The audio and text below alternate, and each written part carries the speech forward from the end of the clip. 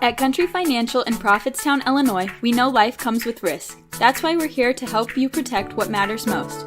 Whether it's home, auto, life, or business insurance, we've got the coverage you need in the local service you can trust. Planning for the future? Our team is here to help with financial planning and retirement solutions tailored to you. Visit Country Financial in Prophetstown or give us a call today. Country Financial, growing your future, protecting what matters.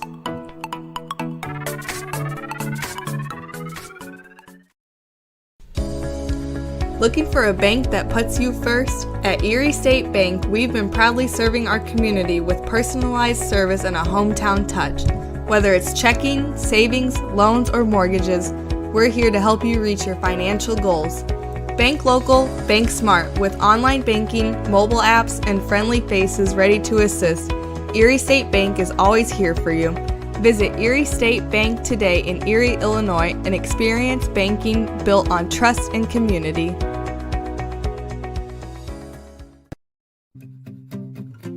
Are you feeling overwhelmed?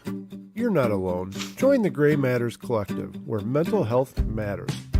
With local chapters and collective coffee conversations, we're here to support you. Connect with us on Facebook at the Gray Matters Collective and be part of the community that cares. The Gray Matters Collective, because your mental health matters. Looking for fresh, homemade treats? Visit Harvest Bakery and More in Erie, Illinois. From warm, buttery croissants to mouth-watering pies and cakes, we've got something for everyone. Need a special order for an event? We've got you covered with custom cakes and pastries that are sure to impress. Stop by today at Harvest Bakery and More on Main Street in Erie and taste the difference. Fresh, local, and made with love. Harvest Bakery and More, where every bite is a treat.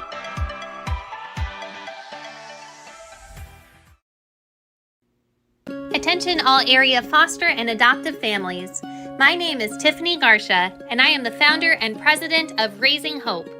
Raising Hope is a nonprofit foster care closet located in Erie, Illinois, serving Whiteside, Lee, Ogle, Joe Davies, Rock Island, and Carroll counties. We reach out to area foster and adoptive families and provide emergency placement overnight bags, toiletries, clothing, diapering essentials, and more at no cost. If you ever need help with a new placement coming into your home, please reach out. Also, stay tuned for many of our upcoming events.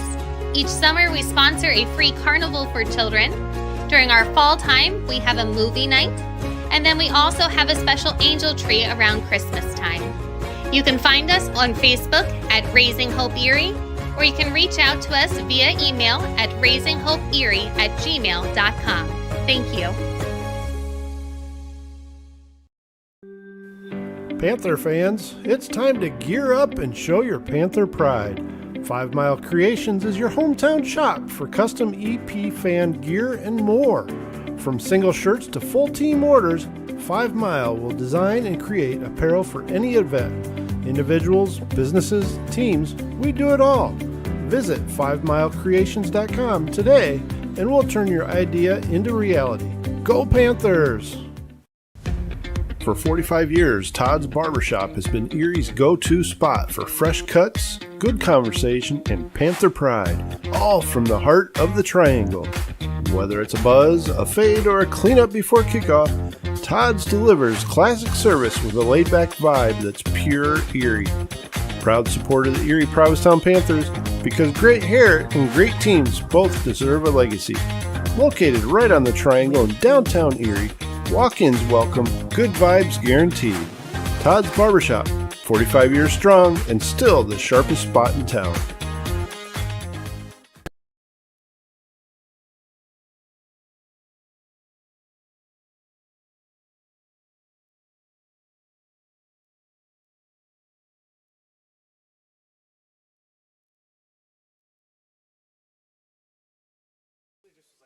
Good evening and welcome to Rock River Community Radio's broadcast of EP Sports. Tonight we're coming to you live from Princeton, Illinois, where your Panthers are getting set to take on the Princeton Tigers. Panthers coming in with a record of 6-2. Tigers coming in with a record of 5-3. Both teams playoff bound, and we're about 6 minutes away from the start of this football game. I'm Scott Miner alongside my co-host Scott Hammer. Scott, welcome to the broadcast. Thank you. I wish you'd welcome me into a nice warm booth, but I'm standing out here on the balcony with the cameraman, Jason Orman, listening to the Princeton band do a couple fight songs before the game starts. Yeah, we are a little bit cramped in this booth, and we flipped a coin, and it was two-headed, and I knew which side was going to get called, and I won, so I'm inside. Scott's outside tonight, and we're gonna make the best of the situation on the broadcast team tonight. A little bit different. Scott and I are going to be doing the broadcasting.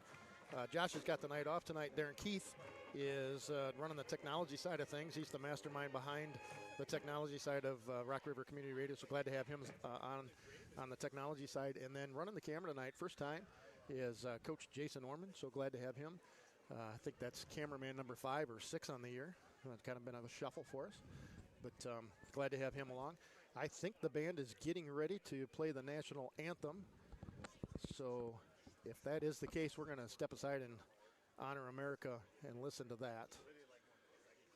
It's like the cheerleaders are getting the flag out onto the field, so we got just maybe a second before that kicks off. Exciting game tonight. Both, like I said, both teams are in the playoffs now, just playing for seedings really, and we'll get into some of that stuff here in just a couple of minutes. Now we ask that you please. All right, we're going to step aside and listen to the Princeton High School band perform the national anthem. With the playing of our national anthem.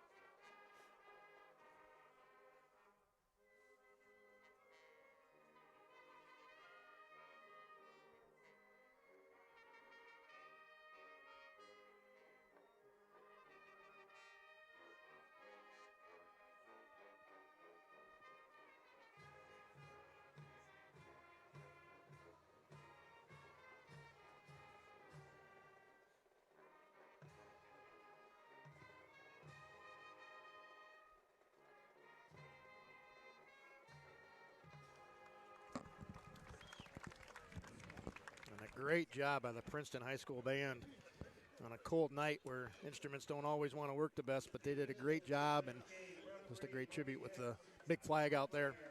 And Scott, Panthers playing some pretty good football right now, coming off of the heels of another win last week against Mendota, where they took care of business. Yeah, they've we're playoff eligible with the 6 wins already, like you said, which is kind of unfamiliar territory for us. So we have some injuries, as we had alluded to before, so it'd be interesting to see what they're going to do during this game, how things are going to go, and if they'll keep all of the starters in or not. Hopefully we can have a good showing, and we can battle through those injuries. EP has certainly had one of the more successful seasons we've seen in recent years. We were kind of hoping just, be 5-4, 6-3. Now we're looking at that 7-2 potential. It's just been a lot of fun. Yeah. Tonight we're playing a Princeton team who's 5-3. They are in the playoffs in 3A, bigger school than us, and we're looking at a couple of players that we're going to need to stop tonight. Number one is Casey Etheridge. Been what Coach Whitebread calls their cowbell, and he is averaging 165 yards a game on the ground for them, and it's just been a one-man wrecking show for them all season long. He's got 19 touchdowns on the season, 18 of them by rushing and 1 via the air. The other name you'll hear some tonight is the quarterback. He's also a senior, number 7, Gavin Lanham. They don't throw the ball a whole lot, only average about 54 yards a game through the air. And he only completes about half of his passes, but he does run for about 65 yards per game. So between the two of those guys, Casey Etheridge and Gavin Lanham, you're looking at over 220 yards per game of offense between the two of them. Yeah, pretty potent attack there for Princeton, with us missing Jordan Crow at linebacker and Tristan Hovey being not 100%. Be interesting to see how we can stop that vaunted rushing attack for the Tigers. Yeah, and you had mentioned that Jordan Crow is not playing today, and that's the last word that we got in. He's not in pads tonight. So Jordan sustained a head injury last Friday night. Got his bell rung and came out of the ball game. He did get cleared early in the week to play, but coaching staff playing it conservative with him and wanted him to sit out tonight so that he is completely ready and healthy for next week's playoff game. To my knowledge, he is the only player that is going to be sitting out tonight that would otherwise maybe play. And of course, we've lost Connor Keegan and Sawyer Shorts and Braden Frank for the season with some injuries here a couple of weeks ago. So with that, I think everybody else is a go for now. But with talking with the coaching staff, if things don't go our way early, don't be surprised if we get some early substitutions and get our guys some rest and just make sure that we're ready to go in week 10. Looks like we're ready to play some football. Did you happen to see the coin flip? No, I happen to see the Dodgers are winning game 1, 1-0, so I'm kind of got a little split vision here. Sorry about that. All right, the Panthers are going to kick off first. And a chilly night for football, but no wind. And Evan Steinley is going to be doing our kicking, as he's done most of the season.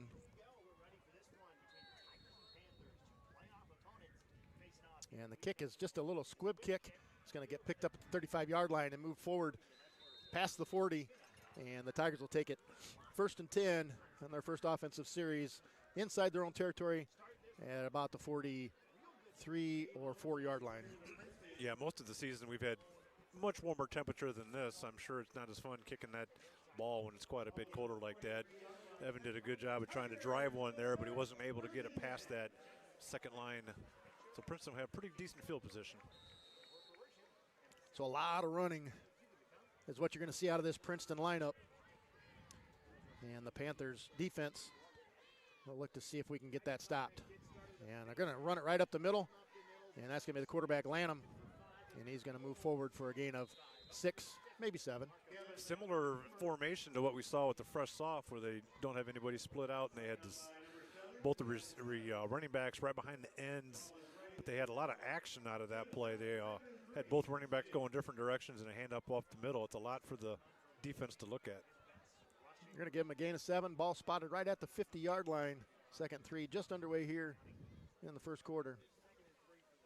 Shotgun formation. Going to put a man in motion. They're going to hand her off right up the middle.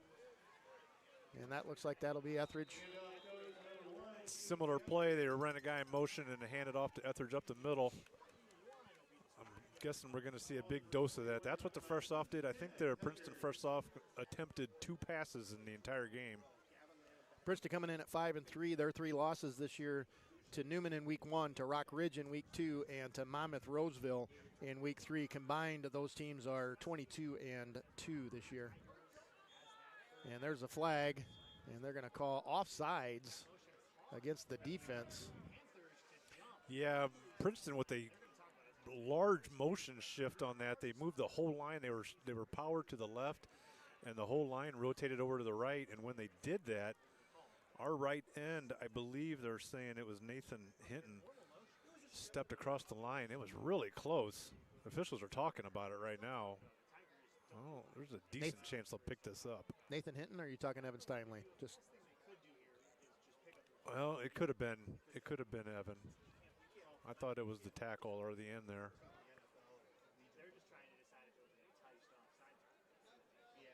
This is quite a discussion for something that should be a yes or no question. We'll get the final word here. And they're going to call a legal procedure against the Tigers. Yeah, I think what happened and what I saw was the one lineman on the Princeton looked to me like he kind of went forward when he did that shift. That's what I'm going to say, because it looked awkward to me.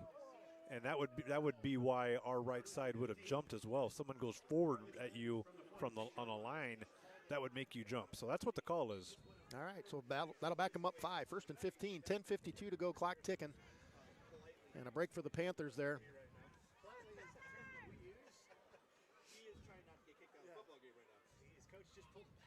And Lanham's going to keep this himself. He's going to go off right tackle, and he's got good speed.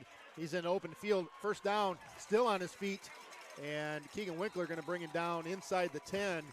And a big play for the Tigers. Yeah, he really does have great speed. Like you said, Keegan did a good job of pulling him down. Then he got knocked over by one of his own friendly fire there at the end of that play, but he gets up okay. Big play for Lanham, and good job blocking by the offensive line of the Tigers there off that right side.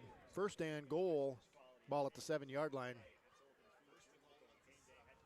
And Etheridge is going to get this one on a direct snap and read well by Evan Steinley. Yeah, they're just going to give you a lot to look at back there. They're going to have running backs going different directions and snaps to the quarterback, snaps to the Etheridge. It's going to put a lot of pressure on the defense, that's for sure. One thing is they're not going to have to worry about is them throwing the ball. So they can be looking forward all the time and not have to be backpedaling much. But pretty fast is what Princeton looks like right off the go. All right, that's going to put the ball back at the 9-yard line, second and goal. And that's a ball fumble, and it looks like the Tigers are able to fall on it, but that's going to be another loss. It's going to drive it back to about the 14-yard line for third. Derek Nasker, our two-time Scott's Player of the Week, was almost able to get in there. Princeton's, that was what really kept us in the game. In the first off game was they had 2, maybe 3 of those that we were able to pounce on for turnovers. All right, third and goal from the 14-yard line. A couple of backwards plays for the Tigers. Shotgun formation for Princeton. And they're going to flip the ball here to this left side and all kinds of running room. Graydon Church needs to make a play, and he's not able to do it. And Princeton able to get into the end zone. That's number 14 for Princeton, Jack Oster. Yeah, nice lead block out there. He really had to hold that block for a long time on the Panther. I think it was Decker that was out there. I'm not exactly sure, but he did hold that block long enough and able to give him enough room to go into the end zone. Yeah, it was Graydon Church out there on the left side. I'm not sure he wasn't being held there. I'm watching the replay right now, but didn't get called, and Princeton into the end zone for the first score of the game, 8:45 to go, and they've got a kicker, and they'll try a point after. And the kick is up and hits the crossbar and falls straight down. No good, 6-0. Yeah, we got our first doink of the year. And NFL games, they always have a microphone on that, and it sounds a lot louder. Yeah, I didn't hear anything from inside the booth. No, didn't hear anything out here, but I got a stocking cap on and the headphones. Did you notice, was that the same kicker that did the first off kicking, or is that a varsity kicker? I don't. It was number 40. Let's see if he's a upperclassman. He's a sophomore. So, but he didn't look like he had the same leg there. Yeah. Unless he just miskicked it. But well, he's been out here for 3 hours, so maybe he's a little tired. If you didn't get a chance to watch the fresh off game, that fresh off kicker had a big leg. They tried a 47-yard field goal at the end of the first half. It was short, but even to try that, even to give that an attempt, shows you the confidence that they have in their kicker. All right, Lane Decker, Gavin Adams back deep. Noah Wetzel and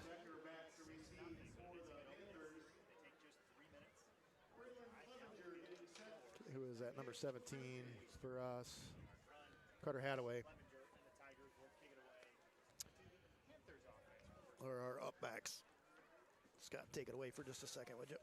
Well, I believe Noah Wetzel is on the far side, and I can't see the number on this near side. It's Carter Hadaway. Okay, I got our roster out now. All right, and here's the kick. And it's a deep kick, and it's going to go to Lane. Lane gets it at the 10-yard line, going to bring it straight up the field, and gets met at the 25-yard line. And Panthers will have it first and 10. Yeah, we like to see those kicks. You know, last couple of weeks we've been pretty fortunate, and it's been right to Gavin Adams, our biggest playmaker. And they kicked away from him that time. But we still got a decent return out to the 25. Interestingly enough, for the Tigers this year. They're 5-3, but they've only played 7 football games. They had a forfeit in week 3. Sherrard not able to field the team that week. So playing one less game. All right, Panthers going to put Evan Steinley in motion. And Keegan's going to keep this himself and avoids the first tackle. And he's going to pick up the short gain, maybe 2 on that play. Yeah, Evan, I thought we were playing arena football there because he kind of bellied his route back, and it looked like he was going forward when the ball was snapped. But the officials didn't throw anything on that, so we got a 3-yard gain on it, going to bring up 2nd and 7. About 8 minutes to go in the first quarter.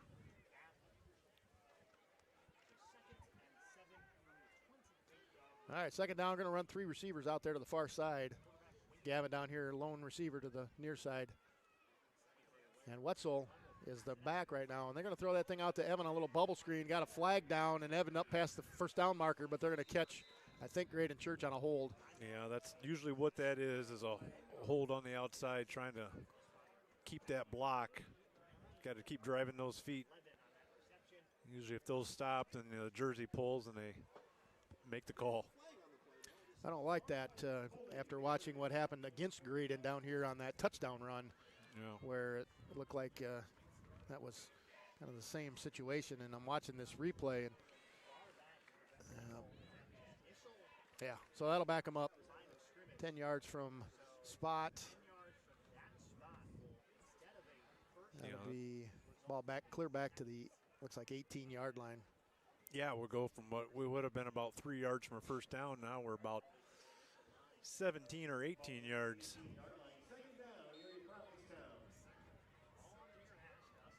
Second 17, ball on the 18-yard line. And we're going to run 2 receivers each way now. Tristan not in the ball game right now. Max in motion left. They're going to pitch the ball out to Wetzel and met immediately. Evan missed the block there.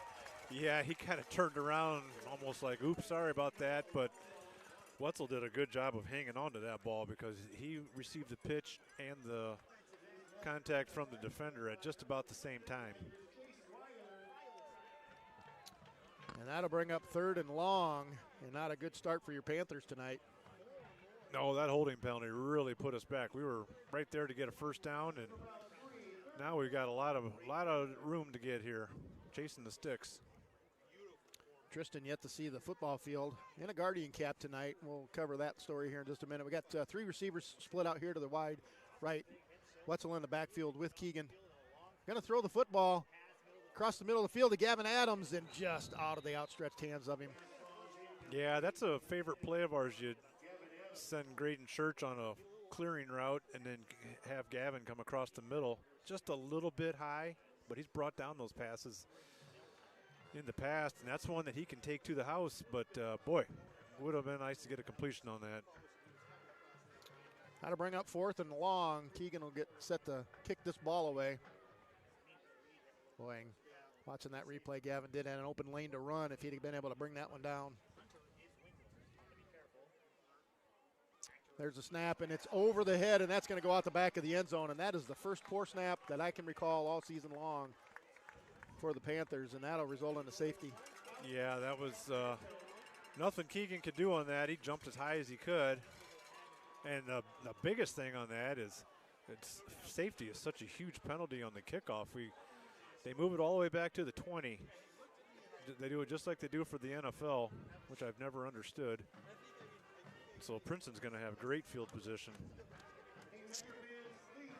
Kind of reminiscent of the Newman game so far, where we're just gotten ourselves in a bind early. See if the Panthers can pull themselves out of it. Down here early, 8-0. Yeah, in that one they had a pick 6, and then we had a fumble on the kickoff, so they had great field position on their second drive.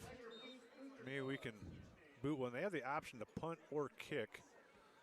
Evans got the tee out there, so he's going to kick. Fortunately for the Panthers, the Tigers unable to convert on that extra point, and so the 2-point safety really is just the equivalent of them making a 2-point conversion on the touchdown. So a score and a 2-point conversion away from tying this thing up right now. There you go. That's a positive way to look at it. We just got to kick this from 15 yards further back. 20 yards further back. Princeton set up at about the 26-yard line. And they're going to just pooch kick this thing, and it's going to go out of bounds at about the 47 or 48-yard line. We'll have to see what Princeton wants to do here. They might have us kick it over again. It is pretty good field position. Let's see what they're going to do. I think it'll be a 5-yard penalty if I'm reading what the officials are saying, and that means the Princeton offense would have the ball inside Panther territory to start the second drive.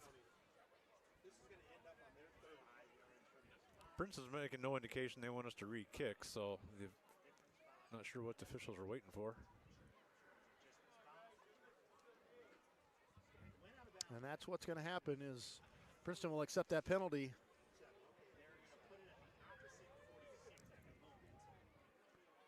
And they're going to put it at the 45. That's a very interesting spot, considering where the ball went out of bounds.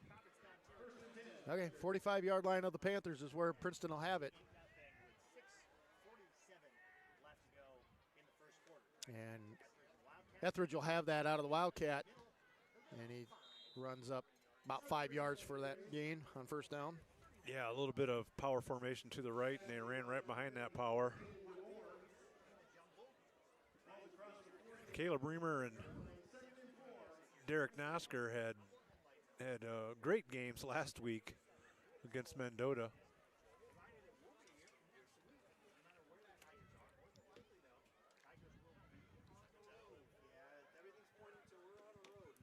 I don't know. Is that Justin down there, Scott, on the table? Looks like it might be. And Casey Etheridge on the carry there, just a short gain of 2 there. Nice job by the Panther defense. I think that was maybe Reamer on that stop. Yeah, that was Caleb. We were just talking about that, and he was able to get in there and make that stop. Yeah, Caleb and Derek against Mendota last week were just taking turns drilling their running backs in the backfield. Derek had 9 tackles last week, a sack, a blocked punt, and a scoop and score. Heck of a game last week for Derek. Good job by the Panthers not jumping there on that hard count. And Etheridge is going to take this himself, and they're going to throw the penalty. And Etheridge able to pull that out, and they're going to blow the whistle dead. I think they're going to blow it dead. I think I heard the near side whistle go. Did you, Scott, out there? Well, I heard a whistle, but I didn't. I almost wondered if it came just from a civilian out here. I'm not sure because none of the officials waved their arms and made any motion to make the play stop. I definitely did hear a whistle. Somebody for EP did as well. I'm not sure what that signal is. That's a crackback block. Yeah, chop block is the call, which is was an early call, Yeah. which was strange. Right. I mean, that official threw it almost as soon as the ball was snapped. Which means to me that an offensive player must have dove right off of the ball. There you go. At the defensive lineman, but still the play should have continued, but did not. I don't know if it was an inadvertent whistle, but an odd play at best. We're going to move on. 5:09 to go here in the first quarter. That's going to back the Tigers up back inside their own territory, 47-yard line. Strange sequence of events. Fortunately, out of all that, moved the ball backwards a long ways, and Princeton has the ball where they should have got it after the kick. All right, they're going to run trips out here to this left side. Lanham and Etheridge in the backfield. They're going to throw the football. Now Lanham's going to run this thing himself, and he's in open space. It's going to be up near the first down marker. Will it depend on the spot? Yeah, he's going to be just short. I'm sure this will be 4-down territory. They split 3 to the left, and then they had the running back go out there, and they just make the defense really cover a lot of ground. And then they're going to give him a first down on that, Scott. Oof. Yeah, he was down short of that 20 or 35, and Judge moved it forward on that. He looked like he kind of was down and scooted it forward after he was down. That's what Walter Payton used to do back in the day. They didn't allow it then. They shouldn't allow it now. Bit of a homer call there if you're asking for my opinion. 1st and 10 for the Tigers. Ball at the 35-yard line. They're going to hand the ball off to Etheridge off this right side. He's got some running room. He's up past the first down marker. Going to get brought down by Evan Melton. Yeah, you can see he's really good running back. He's the focal part of their attack. You mentioned how many yards per game. How many yards does he have on the season? Did you? I didn't get a chance to take a look to see what he had for season. Yeah, I'm sure he's a 1,000-yard rusher. He looks like the real deal out there. Big game going on tonight. Newman and Monmouth Roseville. Monmouth Roseville up 20-7 at the half. How did they do with Rock Ridge last week? Rock Ridge was all over Monmouth Roseville. Rock Ridge is the number 1 team in 2A and undefeated this year. All right, the little mishandle there by Lanham and Derek Nosker into the backfield, and that'll be a tackle for loss. Yeah, Derek got in there really nice. Princeton was lucky to be able to get back under control on that one. High snap. Just be under 3 minutes to go in the first quarter after this next play. 2nd 13, ball down at the 24-yard line. Princeton spent most of their time in the Panther side of the football field so far this game.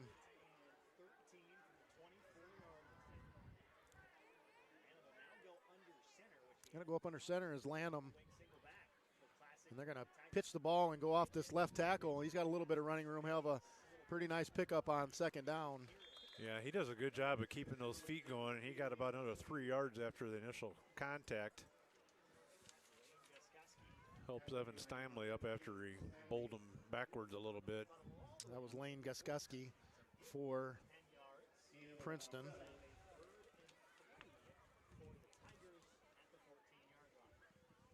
They're spreading it around a little bit more than what, even when I was talking to the announcers for Princeton before the game, more than I think that they even expected. Yeah, we were expecting a heavy dose of Etheridge. He's like an every other play kind of guy right now. They're going to run that same play, and he's going to have a first down. Still on his feet. Connor Johnson's going to bring him down. Yeah, a little toss there to the left. I wouldn't really necessarily say that one side is stronger than the other because Princeton, at both first off and varsity, has shown a willingness to flop their line over and do a strong or an unbalanced line. So pretty versatile, running both ways that way. Tristan Hovey over here trying to stay loose. You could just tell he's anxious to get in the football game, waiting on the nod from the coaches. Tristan been a workhorse for us this year. Etheridge is going to get this snap himself and fumbles the snap, but still going to be able to get out to this outside and going to get into the end zone, able to outrun everybody for the Panthers. Yeah, he got that ball went over his head, and we kind of over-pursued. You get excited when he's back there bobbling the ball, and instead we got to break our feet down, and instead we kind of overran, and we were chasing him from behind, and he's going to win that race 9 out of 10 times. 14-0. Minute and 11 to go here in the first quarter.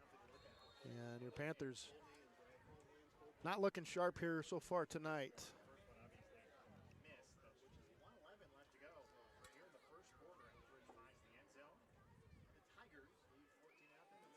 And the point after attempt is up and good. 15 is the number we're chasing right now. Yeah, we're going to have to see what kind of attack we can put back on them here. A nice kickoff return be a good way to get going. We don't want to fold in the towels yet, obviously. Oh, they got some fireworks going after their kick. Nothing's going to compete with the show Mercer County put on. That was an incredible fireworks display. But, EP hasn't been trailing a whole lot lately. We're on a 4-game winning streak where we've scored over 40 points in 3 of those games. I guess we were down 6-0 to Orion a couple weeks ago, but answered that back pretty quickly. So have to see how we can dig ourselves out of this hole. So if you're not familiar, maybe not from around the area, but following EP football, you might wonder why Tristan hasn't found his way to the football field yet. If you didn't know, Tristan was involved in a car accident this last week and excuse me, was very fortunate to come away from that car accident with just minor injuries. Very, very scary situation, but still dealing with a little bit of aftermath from that. And the coaches are been watching him very closely all week. He's been cleared to play. Excuse me, but we'll have to see if the staff is going to want to take that chance and try to get Tristan into this football game today or not. All right, short kick, and Lane's going to pick that up at about the 22-yard line and not have a lot going. Once he picks the football up, he's going to bring it up near the 30. No, he was kind of tentative on that. I suppose he was nervous about picking the ball up, but once he did not attack the hole like you need to. Really, on the kickoff return, you pretty much just got to give it everything you got through that first wave, and if you can kind of burst through that, then you go. And going into that slowly never works out. So to finish that story up with Tristan, just, certainly there are things that happen in life. You just realize that there are things bigger than football, and just so thankful that Tristan came out of that with just minor injuries. Now he's back in the football game, and we'll see how things go. All right, Keegan's going to keep this himself, and he's going to go right up the middle and have just a short game, maybe a pickup of 2. Yeah, following a lead block of Tristan on that one. Going to need to move the chains on this drive. We really moved it well on that pass to Evan. We'd talked beforehand on our way down here that there's going to be a lot of passing in this game. Well, we didn't see it on that play, but I assume it's going to be coming pretty quickly. Yeah, the MO for this Princeton Tiger defense is that their linebackers are very aggressive in pursuit of the football, and Coach Whitebread really thought he could take advantage of a passing attack. And they're going to pitch the ball out here to Tristan, and he avoids the first tackle, and he'll have a nice gain, pick up maybe 3. Yeah, that was a heck of a job by Keegan, just getting that pitch off, and then for Tristan to catch it. Oh, we got another penalty over there. Doesn't bode well. They're going to call a legal procedure against the Panthers, and I don't know what the deal is, but every single penalty that's getting thrown right now has been against the Panthers. It seems like it. Japers. You got anybody calling in there or saying they're there? Chris Earl just texted that he's watching the game. Give Chris a shout out. Got South Carolina crew watching again tonight. Is that Clark? Yeah, Clark, Kara, Darylyn, the crew. That's a 5-yard penalty. That negates that nice run by Tristan. And the Panthers are not going to get this play off. That's going to bring the first quarter to an end. And the Panthers on the short end of a 15-0 scoreboard right now, and not a lot to show in that first quarter. No, about our biggest play was it got called back for a penalty, so we're going to have to stop making those mistakes, and we're going to have to find a way to stop Princeton, because right now they look like a team that could score 40 points in a hurry. Let's talk about a couple other fall sports stuff that's going on right now. Cross country, last Saturday they ran the Patriot Invite at Detweiler Park in Peoria. There were 36 teams on the boys side. Boys finished 9th. All 6 runners finished within 62 seconds of each other. Braden Punk finished 47th out of 298 runners with a time of 16:46. His brother Nathan finished 53rd, and he had a PR of 16:57. So congratulations to the boys team finishing 9th. Girls finished 18th out of 30th. Out of 30 teams, Roz Mosher had a PR of 2019, good for 56th place out of 244 runners. Jenica Norman also had a PR and finished in 89th place. Tomorrow, their season continues, and they're going to run regionals at Sauckie, hosted by Rock Island Alleman. The girls run at 10 o'clock and the boys at 11. So good luck tomorrow to the cross-country teams. All right, second quarter set to get underway. Your Panthers have it, 2nd and long. Going to throw the football. Good time. Got Gavin Adams across the middle, and he's going to run away from everybody on a shoestring tackle at the 40-yard line. But that was what saved a touchdown there. Yeah, take a drink of water. That was quite a play there by Gavin. It was open like that in the first quarter. He just wasn't able to bring it down. Normally, Gavin gets a house call on those and takes it all the way to the end zone, but he just got tripped up on that one. If anybody's mentioning my name on the YouTube, I'm not going to be able to keep up. You're going to have to do that over there because I'm standing outside with Mr. Orman on the camera, so I'm not using any technology, so I'm not able to keep up with who's listening. No, there's thousands of them dropping your name. Christian Carter and Laura Klemster are listening in tonight. Kim Abbott. All right, 1st and 10. Panthers back to throw the football again. Now Keegan's going to roll out right, still looking to throw the football. Going to have another penalty. It's going to be likely another hold. And doesn't appear that the Panthers can run a play without a penalty right now. Yeah, I was surprised there was because there didn't really even look like there was a defender near any of our offensive linemen. He must have called that earlier. That's unfortunate. It's about four or five penalties at least we've had in this half. We need to stop doing that. Go back to Panthers up 10.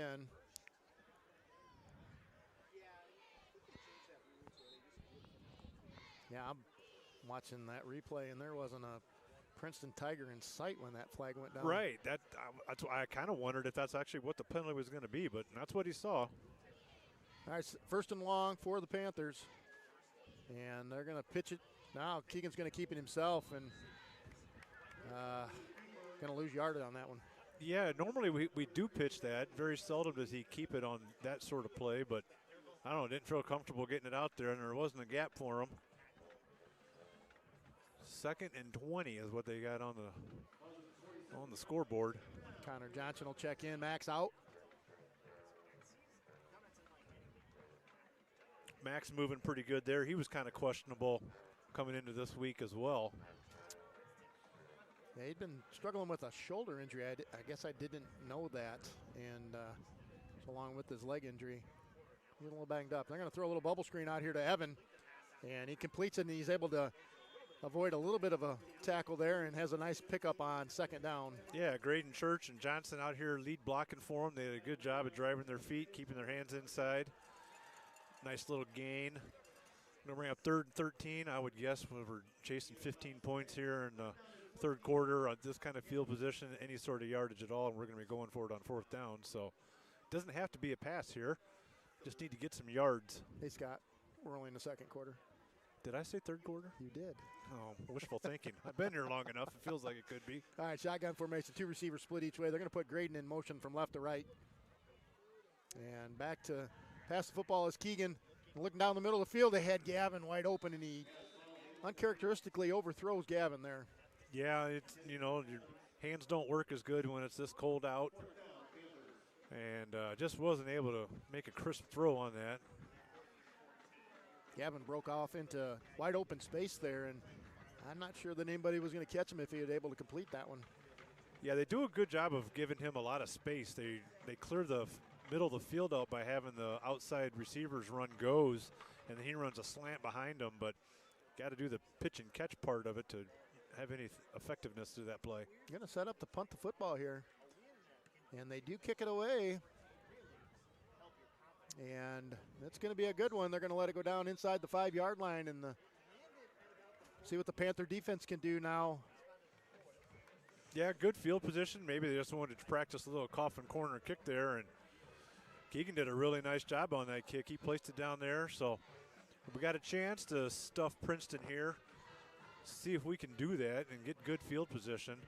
Princeton has shown they have a lot of speed on their team, so they're a force to be reckoned with.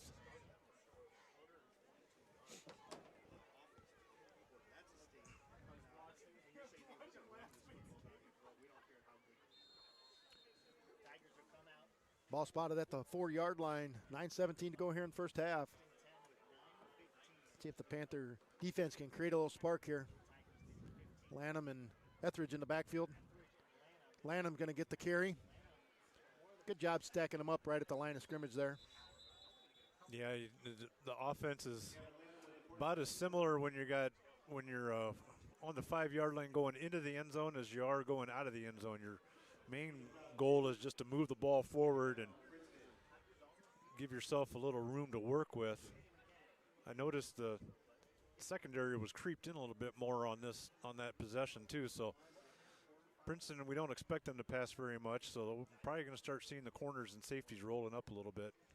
Interestingly enough, Hinton checks out, Lane Decker in, so they took a down lineman out and put a strong safety back in for a little different package.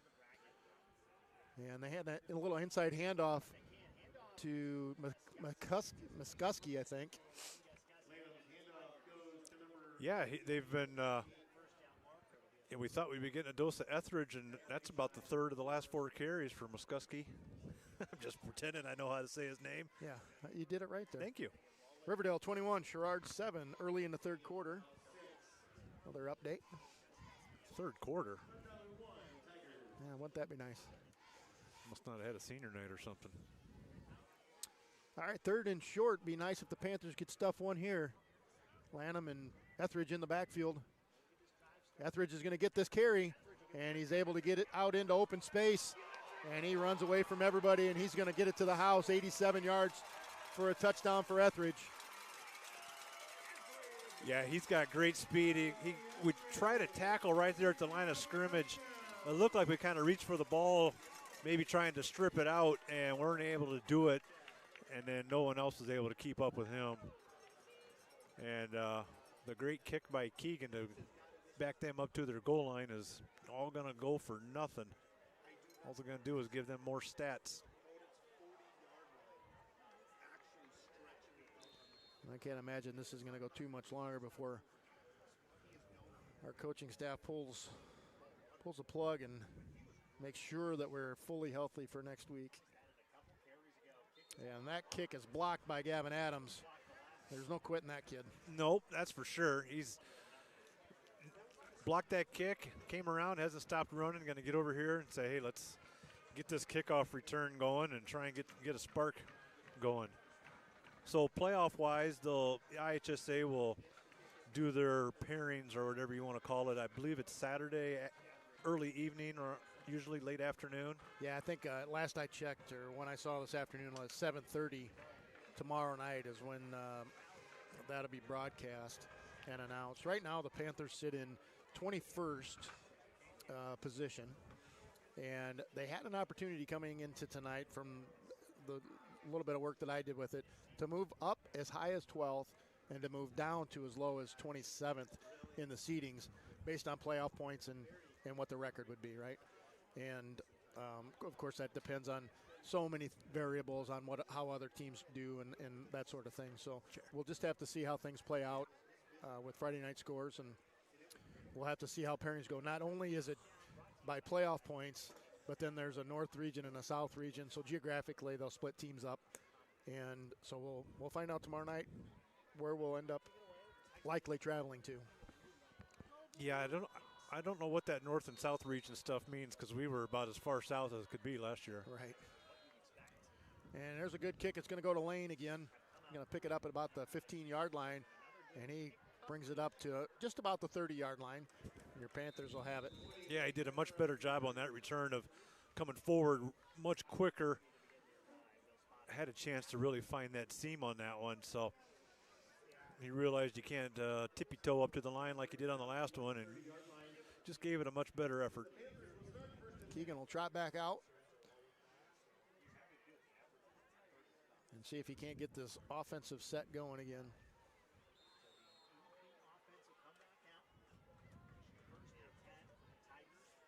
Wetzel back in. 2 receivers split each way for the Panthers.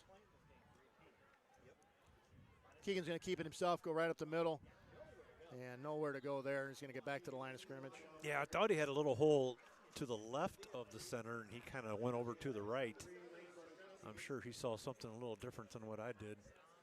21-0, going to be under 7 minutes to go into half after this next play.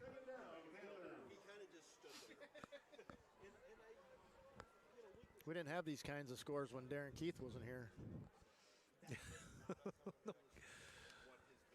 Now, we appreciate Darren running the technology side of things tonight.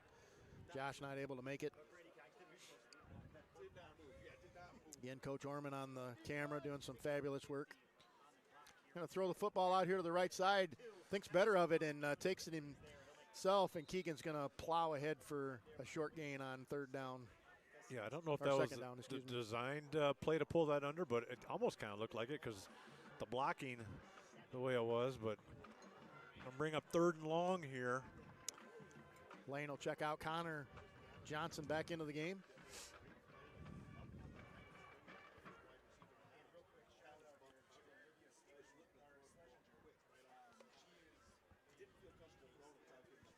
Third and 6, ball at the 34-yard line. 6:09 to go here in the half. Couple of receivers split each way for the Panthers. Going to look to throw the football. Going to throw a little screen pass. Oh, and it's picked off. Keegan not able to clear the lineman there.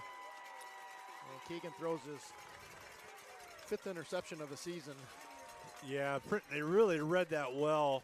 The lineman did. The key to that is you just notice that the quarterback's dropping back extra far, and that the offensive linemen aren't trying to block. They're trying to let you go. And the Princeton defender did a great job of reading that.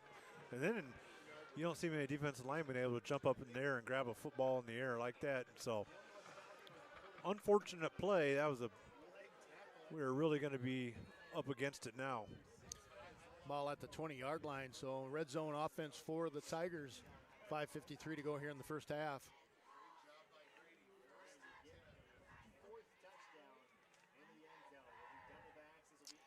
Etheridge will have it, and got a penalty flag coming in from the back judge, and Panthers do a nice job of stacking Etheridge up. Can't imagine what that penalty would be. We'll find out. They're going to call hold against Princeton. You don't see that from the back judge very often. Must have been pretty egregious. How's that? Close. Well, you got hot chocolate in there. It's gone already. Oh, my gosh. gosh. Need a refill at halftime. Oh. That'll back the Tigers up 10. I guess it'll back the Panthers up 10 too. But that'll be 1st and 20, all the way back to the 30-yard line for the Tigers. Mr. Orman laughing at my speaking ability.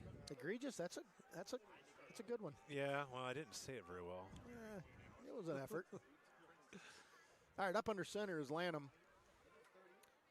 Going to put Etheridge in motion, and they're going to inside handoff to Gaskowski. And read better that time by the Panther defense, and they're going to pick up 8 on that play. Yeah, still a pretty nice gain. It's just really well-run offense right now. And the whole team's going to be keying on one guy, Etheridge, running that counter back the other way. It's just a great way to get the team off balance. You kind of got to wonder as you're coming into this game, and you know that they only throw for 53 yards a game and rarely throw the football. How do you keep a team off balance? But now you know.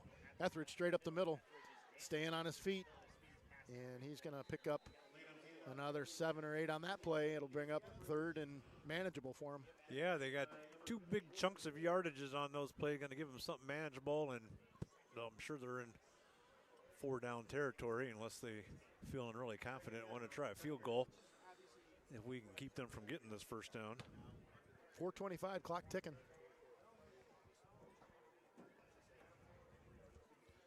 Taking a long time getting out of the huddle.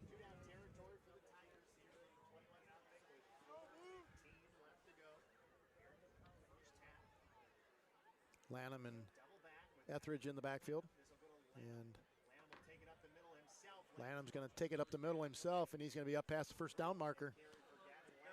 Yeah, he kind of faked like he was going to hand off to Etheridge on the side there, and you don't really see him turn his whole back to the line to scrimmage like that very often, but it worked for him. Able to move the chains. That'll be 1st and goal.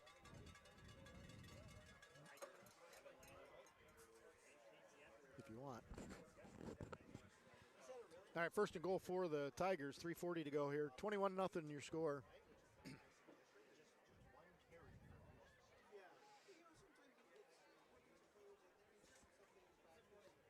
Chase Milan throwing out some kudos to Coach Orman, saying he's doing a great job on the camera.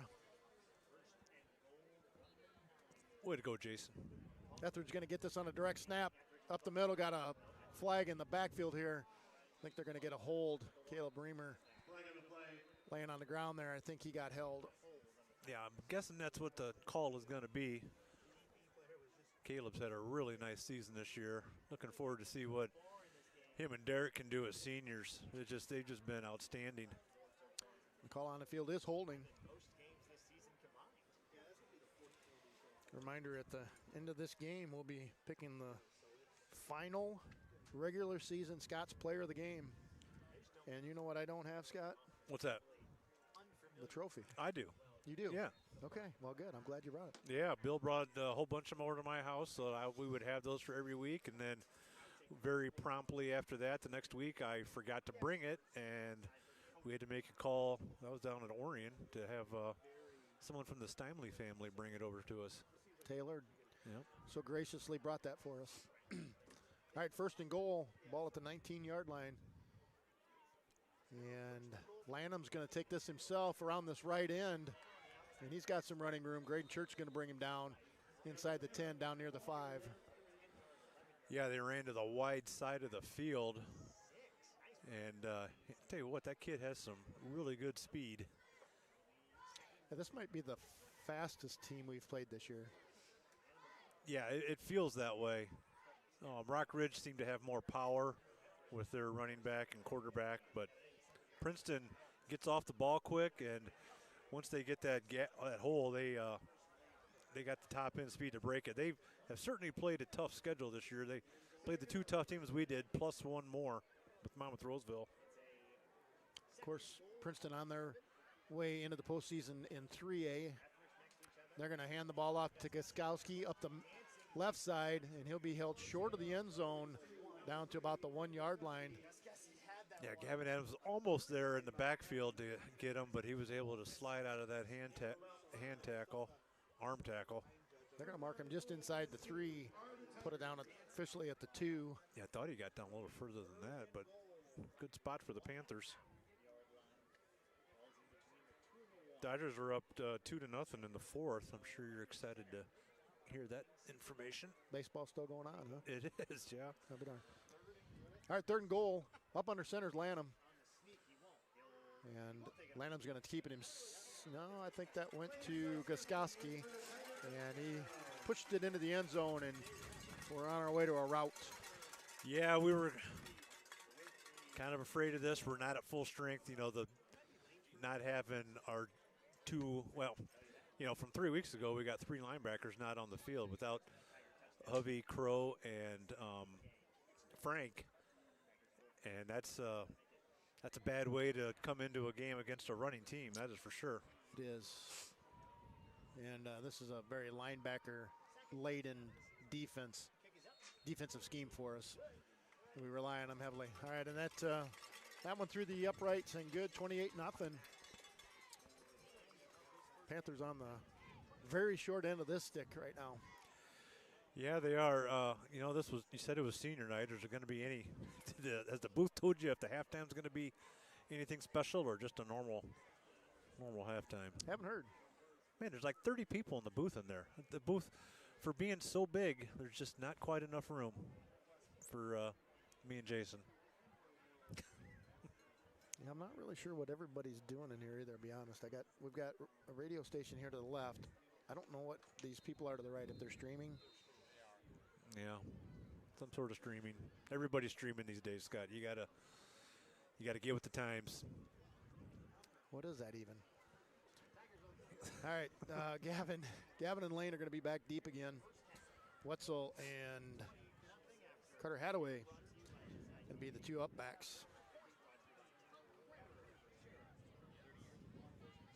See if we can maybe have them kick one to Gavin and Coyley. I think that's a word.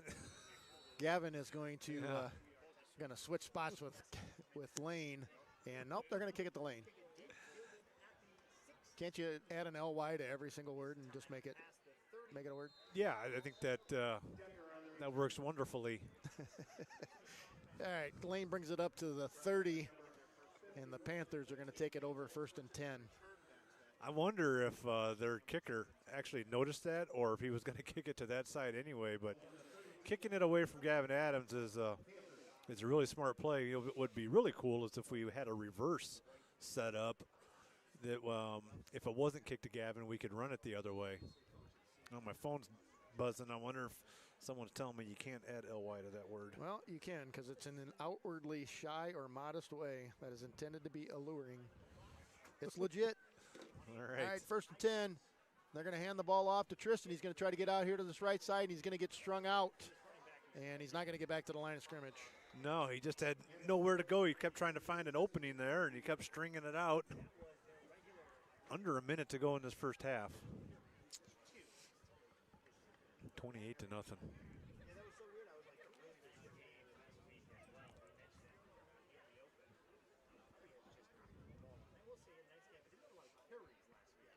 Reason for the fresh soft and varsity playing tonight. Both teams playoff bound. Recognizing that, the two schools decided that to play both of those games this week rather than have a Monday fresh soft game and interrupt playoff week practicing. All right, Keegan back to throw the football. Going to throw a little in pass, and Keegan's going to throw his second interception of the night. And they're going to return that ball down to about the 5-yard line. Read well by the Princeton defense. Yeah, it really was kind of playing in a zone there. Just sat back on it and was able to find the right spot. I'm not exactly sure where Keegan was throwing on that one. He was a little underthrown to hit the receiver behind. Just couldn't find an open guy.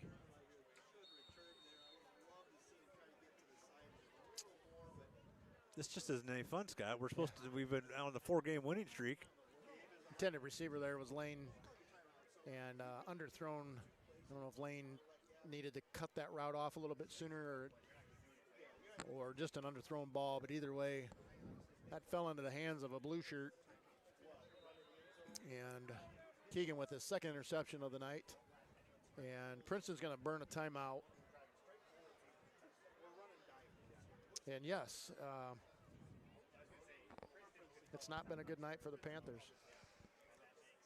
No, one of those nights where you want to hope that we can come out here and everybody stay healthy. And all the guys that are kind of injured, they can heal up. Wasn't kind of what we were hoping for. Princeton's, they're a really good team, like we were saying. With they played Newman and Rock Ridge like we had, but they also played Monmouth Roseville. So they've had.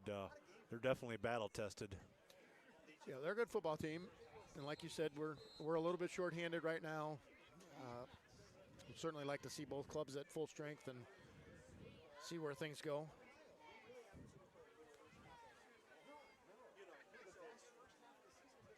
But that is not where we are tonight, and where we are right now is a 28-0 deficit, and Princeton knocking on the door of another score here with 10 seconds to go here in the half.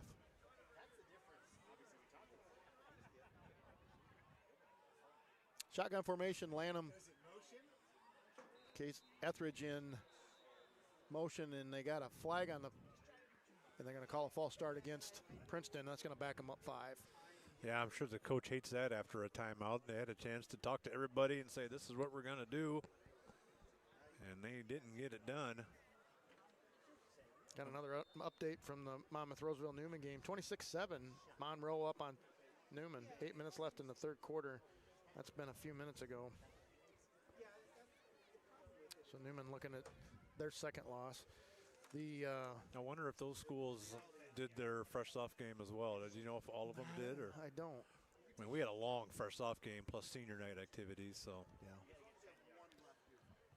10 seconds to go. And Princeton's going to burn another timeout. Conference, Three Rivers Conference, as most of you probably know, is divided into two sides, the Mississippi and the Rock. Monmouth Roseville has already locked up the Mississippi side. Even if Princeton beats us tonight, and Monmouth Roseville would have lost, they would have ended up in a tie. But it looks like Monmouth Roseville is going to go ahead and beat Newman tonight, so they'll run it on record. But Monmouth Roseville had beat Princeton heads up early in the season. So either way, Monmouth Roseville had locked up the Mississippi side coming into tonight. On the Rock side, Rock Ridge, regardless of what happens tonight, are the winners of the Rock side of the conference, even regardless of what happens at the Rock Ridge Hall game tonight because they beat Newman in week 5. And again, Newman looks like they're on their way to a loss tonight. So again, Monmouth Roseville on the Mississippi side, Rock Ridge on the Rock side, your 2 conference champions for the Three Rivers Conference this year. Well, you probably can't hear it from inside your not much warmer booth, but the Princeton fans weren't real excited about that timeout either. All right, Lanham and Etheridge in the backfield. And number 5 on a trick play, Brennan Emmett. Yeah, that looked like one of those old school plays you see the black and white when running the triple option. Quarterback turned around and guys going every different direction, and hard to keep track of who had the ball. 34 is the number the Tigers have put up on the scoreboard so far.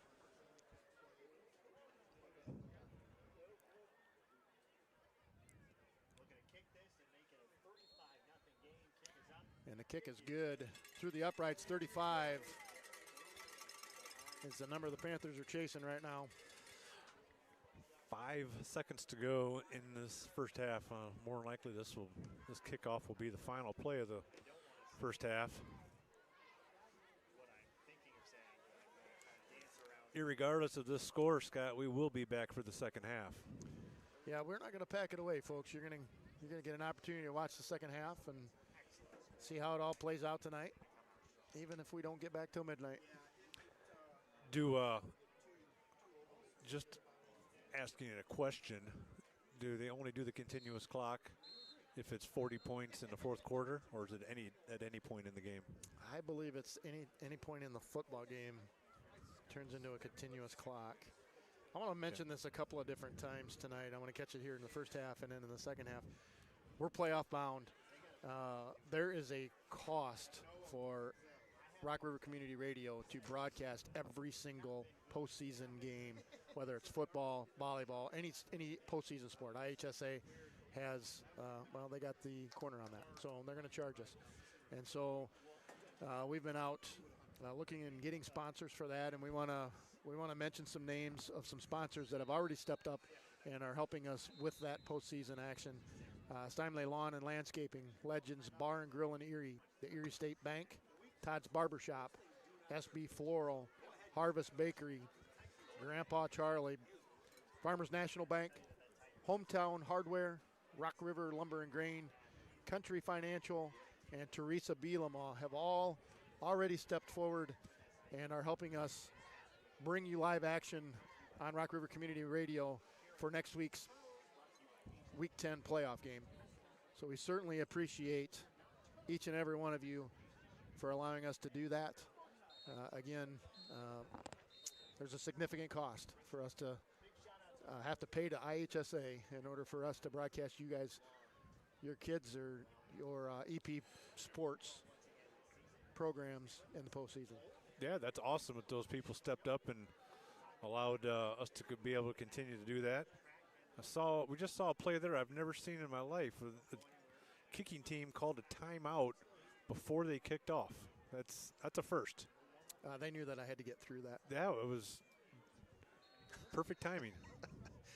All right, 5 seconds to go, and they're going to be offsides.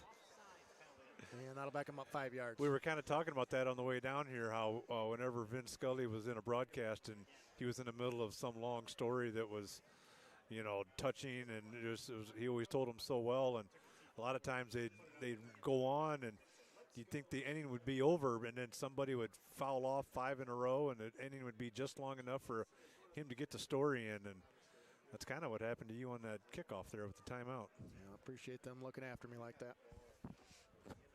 Scott and Vin Scully. It's hard to tell them apart sometimes. Mm-hmm. He had red hair.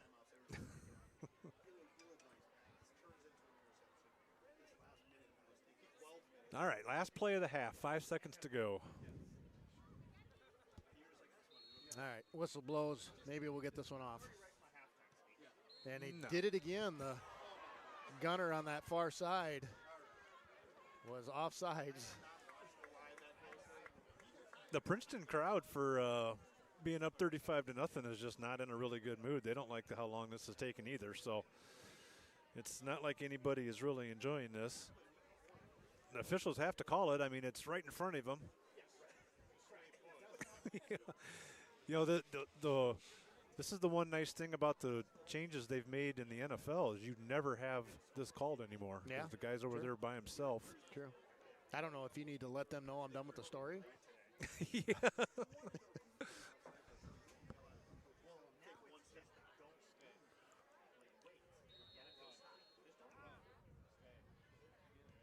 All right, they finally got it off, and this one is going to go to Gavin. He's going to pick it up and bypasses the first would-be tackler, but it's going to just bring it to the 40-yard line and a very anticlimactic finish to the first half. And your Panthers are going to be trailing 35-0 when the second half starts. We're going to play some commercials, and then we're going to step aside for a little while.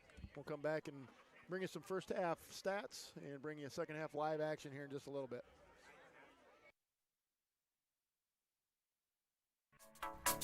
At Country Financial in Prophetstown, Illinois, we know life comes with risk. That's why we're here to help you protect what matters most. Whether it's home, auto, life, or business insurance, we've got the coverage you need in the local service you can trust. Planning for the future? Our team is here to help with financial planning and retirement solutions tailored to you. Visit Country Financial in Prophetstown or give us a call today. Country Financial, growing your future, protecting what matters.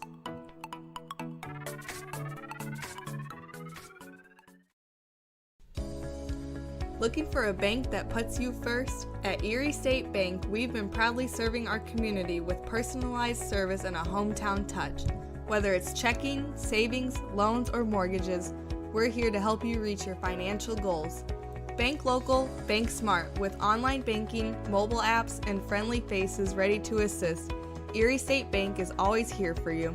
Visit Erie State Bank today in Erie, Illinois, and experience banking built on trust and community.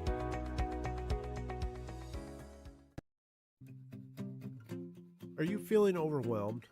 You're not alone. Join the Gray Matters Collective, where mental health matters.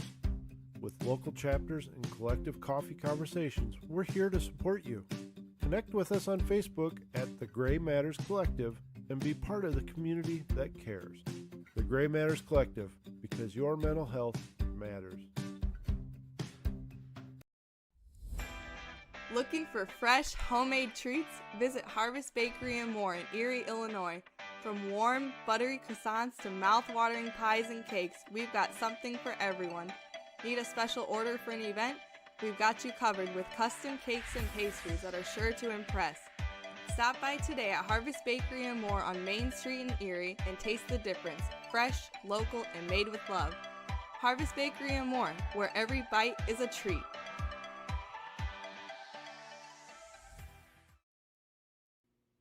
Attention all area foster and adoptive families. My name is Tiffany Garsha, and I am the founder and president of Raising Hope. Raising Hope is a nonprofit foster care closet located in Erie, Illinois, serving Whiteside, Lee, Ogle, Joe Davies, Rock Island, and Carroll counties. We reach out to area foster and adoptive families and provide emergency placement overnight bags, toiletries, clothing, diapering essentials, and more at no cost. If you ever need help with a new placement coming into your home, please reach out. Also, stay tuned for many of our upcoming events. Each summer, we sponsor a free carnival for children. During our fall time, we have a movie night. And then we also have a special angel tree around Christmas time. You can find us on Facebook at Raising Hope Erie, or you can reach out to us via email at raisinghopeerie@gmail.com. Thank you.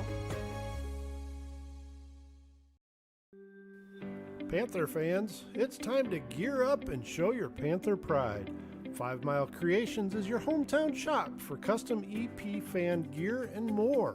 From single shirts to full team orders, 5 Mile will design and create apparel for any event. Individuals, businesses, teams, we do it all. Visit 5milecreations.com today and we'll turn your idea into reality. Go Panthers! For 45 years, Todd's Barbershop has been Erie's go-to spot for fresh cuts, good conversation, and Panther pride, all from the heart of the Triangle. Whether it's a buzz, a fade, or a cleanup before kickoff, Todd's delivers classic service with a laid-back vibe that's pure Erie. Proud supporter of the Erie Provincetown Panthers, because great hair and great teams both deserve a legacy. Located right on the Triangle in downtown Erie, walk-ins welcome, good vibes guaranteed. Todd's Barbershop, 45 years strong and still the sharpest spot in town.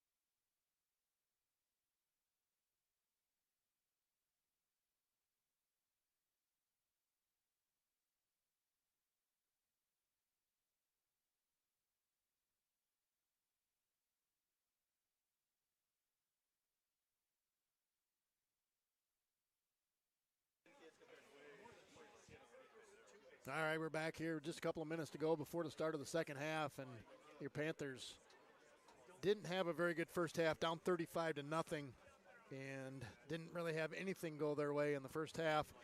Got some halftime stats that we'll share with you, some scores from around the area that we'll share with you as well. Panthers just managed about 50 yards of total offense in the first half. Keegan had 5 carries for a total of 9 yards. Tristan and Noah Wetzel each had a carry each, and they totaled -5 yards. We did have that one reception to Gavin Adams for 37 yards and had a reception to Evan Steinley for 6 yards, and Keegan threw 2 interceptions in that first half to round out the offensive statistics for the Panthers. On the other side of the football, Princeton managed 212 yards of total offense. Etheridge averaging 165 yards on the ground coming in per game. Had a pretty stellar first half and had 132 yards on just 10 carries.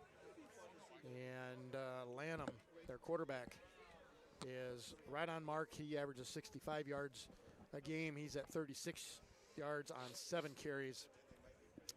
Surprisingly, they've handed the ball off 6 times to Gaskowski, and he's got 35 yards. And we're on the short end of a stick, 35-0, and it's not been very pretty. We'll see if the Panthers can do anything here in the second half, and we'll have to see what the coaching staff wants to do in terms of protecting players for next week. Do have a few score updates I'll share with you. Last we heard, and this has been just a bit ago, Mercer County up 26-10 midway through the fourth on Mendota. Monmouth Roseville all over Newman, 32-7. Orion on top of Kewanee, 35-12. Riverdale beating Sherrard as well. So I also heard that Rock Ridge was winning their game, so they're likely going to run the table and going into the postseason, going to be the top team to beat in 2A. Yeah, for sure. I mean, that's kind of where we turned our season around, was that Rock Ridge game. Even though we lost that game, we really gave them a good showing and then went on a scoring outburst for the next 4 weeks. But we haven't been able to get the ball anywhere near the end zone this game. Yeah, we ended up dropping that game to Rock Ridge 29-12, but it was a much closer game than that. And you're right, after that we scored 43, 42, 40 points in weeks 5, 6, and 7. And then last week at Mendota put up just a 27, but still had control of that football game throughout. All right, start of the second half now, and they're going to kick the lane again, and he fields it at the 15. Going to bring it up the middle of the field, and a little tentative, and going to get up to about the 25-yard line, and Panthers will take over. Yeah, originally it looked like he wanted to break that to the outside, and there wasn't anything there, so he went back up the middle, and there wasn't anything there either. So 35-0. If we don't score and Princeton does, it'll be a continuous clock the rest of the game. IHSA rules have it that if you can spread it to 40 points anytime in the second half, that clock will continue to run regardless in the second half. Yeah, I've seen it sometimes where they stop it after a score, and I've seen it sometimes where they just keep it on going. So, all right, Keegan in the shotgun. Wetzel flanking him to the left. Keegan's going to keep it himself. He's going to go right up the middle and finally able to break one free. He's got a pickup of about 6 maybe on that play. Equaled our entire yardage from the first half on that first play of the second half. That's not very good stat. No, but it's a start.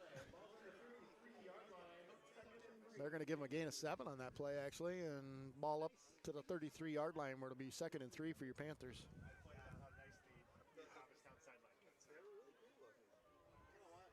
Some of the Panther sideline guys sporting their parkas.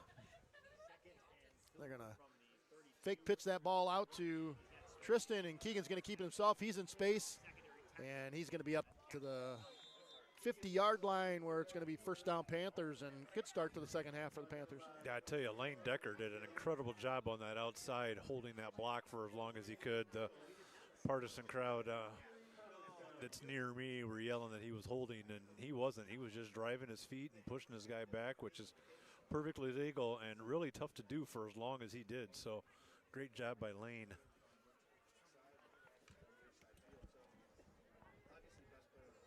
Panthers have it 1st and 10 right at midfield. Play just underway here in the 3rd quarter. And they're going to hand the ball off to Wetzel, and I think maybe for the first time tonight the Panthers are going to have the ball inside Princeton territory. Yeah, Wetzel showed nice little quickness on that one.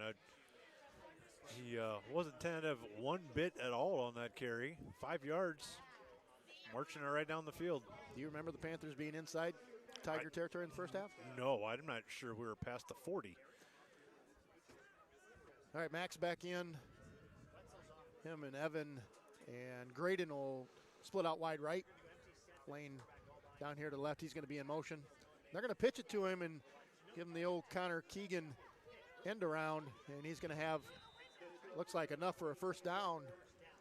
Yeah, it almost looked like he could have taken that pitch. That timing was so close.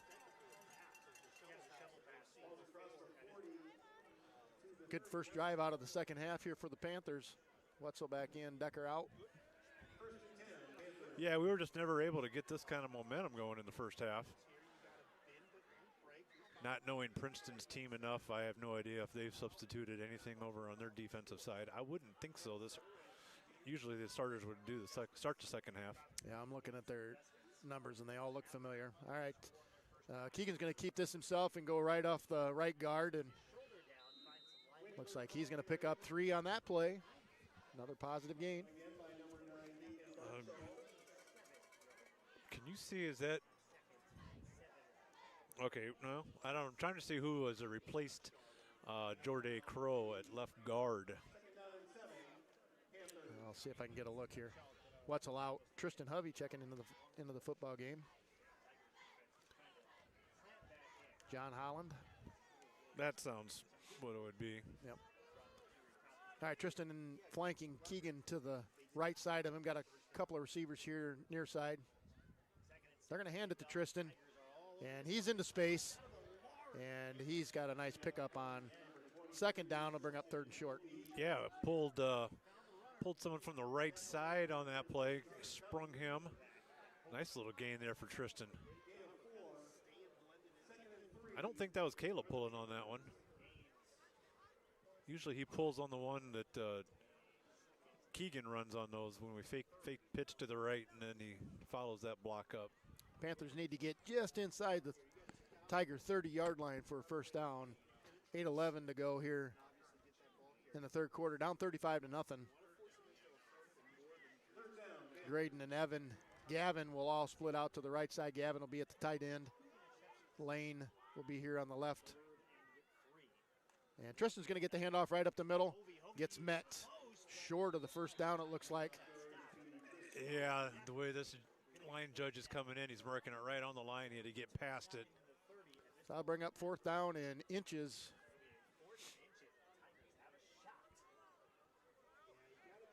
Connor Johnson will come in. Lane will check out. A down and distance guy had that thing moved over to the 4th down before Tristan even hit the ground.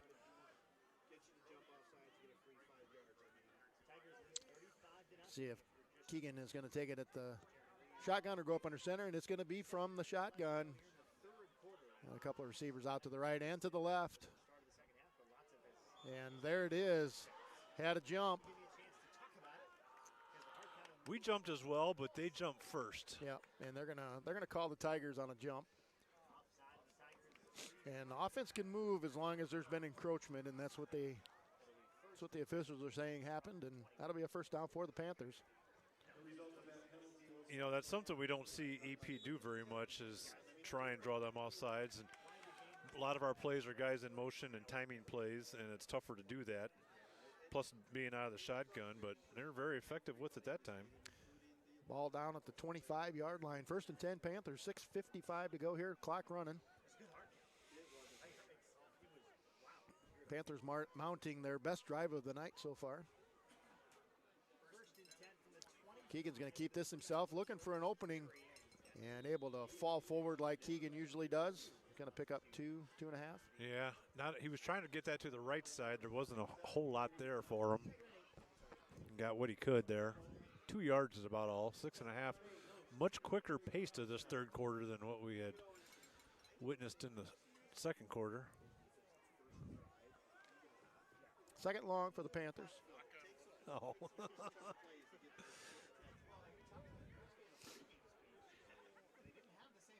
Going to throw the football. And good coverage downfield. And Keegan able to scamper away and pick up a yard or two on that. Yeah, they had blanket coverage. They had double teamed on 2 of our guys, which is why Keegan thought he could pull it down and find some open running room, but then they were able to rally to the ball pretty quickly after that. We'll bring up third and 10. Got a first final of the night. Monmouth Roseville defeats Newman 40-7. Wow, Newman must have pulled some guys out and rested them for that playoff run next week. That's a thumping. Actually, Keegan lost a yard on that play. Got to bring up third and 10. Ball spotted just inside the 25. Going to roll out left. Good pressure. Going to throw the ball out of the reach of Lane Decker, and that's going to fall incomplete. Yeah, Keegan was under huge pressure on that one and just wanted to get it away and pretty much threw it and ducked out of the way at the same time. And fortunately, he was able to throw that out of bounds and didn't throw that up for grabs at all. 4 down territory for the Panthers. Ball at the 25. And the scoreboard full of 5s. 5:55 to go here in the third.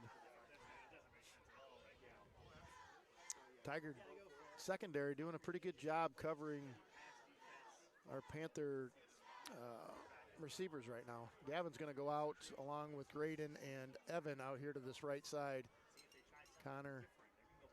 Lane here to the near side. And on a 4th down play, Keegan's going to get sacked, and that's going to be a turnover on downs at the 30-yard line. Yeah, he had Lane Decker on solo coverage out here on the left, and he kind of did a stop and go. Keegan just didn't get a deep enough drop to get any time to throw that. I think that's what they were going to be looking for. That drive comes to an end.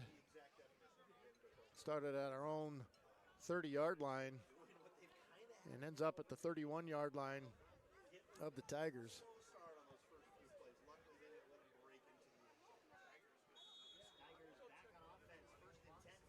Etheridge and Lanham in the backfield. Etheridge will get the handoff. He's going to try to get this thing all the way around the right end. Graydon Church does a nice job of forcing him out of bounds, but have a decent pickup on first down. Yeah, he had wide side of the field to run to and great speed. Gain of 7. I would imagine Princeton's hoping they can go down and score on this drive and have the continuous clock, and then soon they'll start freely substituting at that point.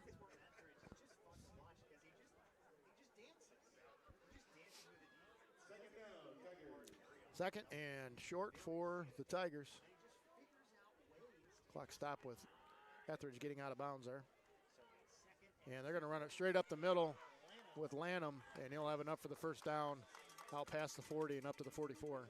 Yeah, just an interesting style of football there. You just don't usually see with the way backs going in different directions and has back to the line of scrimmage and get the ball, and a lot of action for the linebackers to look at.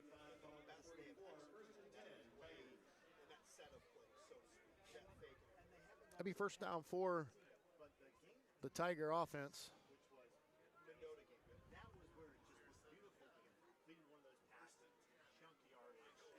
8 men in the box for the Panthers. And Etheridge going to bounce this thing all the way outside. Graydon Church has got to try to get him and not able to stop him. And he gets outside and he's got to pick up a 14. Clock will continue to run. Yeah, that showed a lot of speed because he was bottled up right at the line of scrimmage and bounced that outside. Almost was able to get that corner turned.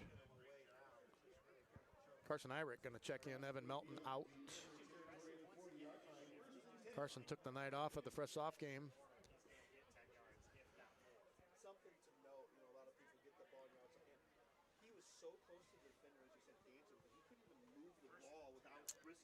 Lanham and Etheridge in the backfield. Lanham will get the snap. Etheridge with the lead block. Lanham still on his feet past the first down marker. And Princeton having their way with the EP defense right now. Yeah, Carson found his way on the field, and then the play coming right at him with a steamroll block all at the same time. I'm like, welcome to the varsity, Carson, I guess. Jeepers.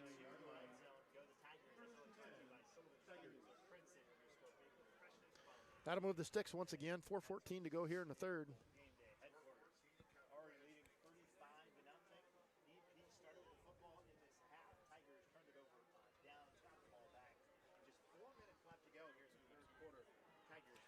Bunched offense to the right side. And Etheridge is going to get this ball right up the middle, and he'll have another big gain. Looks like he'll be just short of a first down. Yep, right down up that left side for about 9 yards. Dodgers aren't going real good either right now, Scott. It's bases loaded in the sixth, and they just took Snell out. So still up 2-0. It's 2-2 now. It's a tie game, and the bases loaded, nobody out, up against it. Need a triple play.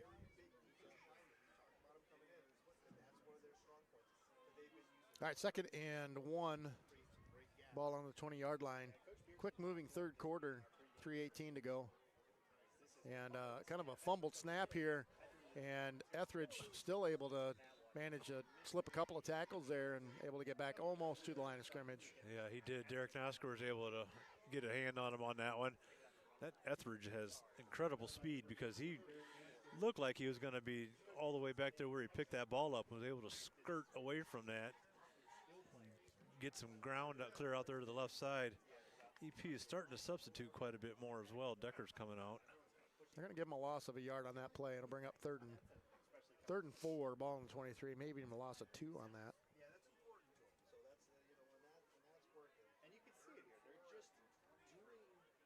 Going to go up under center for one of the few times tonight. Lanham going to get the pitch or the snap, and they're going to hand the ball off to Kukuski. And looks like that's a stop at the line of scrimmage. Yeah. Reamer in on that stop. Be a good time for them to try and draw you off sides anytime it's 4th and less than 5, especially in this kind of position. They had a field goal attempt from a little further away from this in the fresh off game.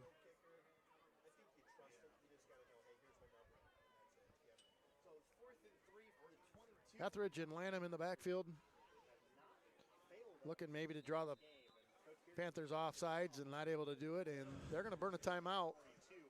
Certainly they're going to want to punch one into the end zone here and get that continuous clock going. Yeah, I don't blame them. Surprised they couldn't get the play figured out, but I don't know what they're going to call. Hey, I need to talk about volleyball real quick. Can I do that? Yep, you got time. All right, volleyball team finished up their regular season this last week on Monday. They dropped a set to Morrison unexpectedly, but finished the season at 31-4, and that was their first loss outside of tournament action all season long. So a tremendous season for the Lady Panthers. They're going to be moving into the postseason as the number 1 sectional seed, subsectional seed. They're going to be at the Rock Falls Regional, and they're going to be playing the winner of either number 8 ranked Hall or number 9 ranked Oregon on Tuesday night. That's a 6 o'clock game. We're going to broadcast that from Rock River Community Radio. And so if you can't get there, and we'd certainly love for you to get to Rock Falls and cheer that team on. If you're not able to, we're going to bring that action to you live. We'll come on about 10 minutes to 6, get you all set up for that game. All right. Lanham's going to get this pitch, and he's going to, or the direct snap, and he's going to be up past the first down marker, and that'll keep the drive alive. Yeah, they didn't even waste time trying to draw us off sides. They just went out to the left and were able to get the yards for the first down, move the chains. Tell you what, even if the clock is continuous clock in the fourth quarter, it won't go a whole lot faster than this third quarter. It's moved right along. Got another final to share with you. Mercer County 33, Mendota 10. Both of their seasons come to an end where neither will be moving on to the postseason.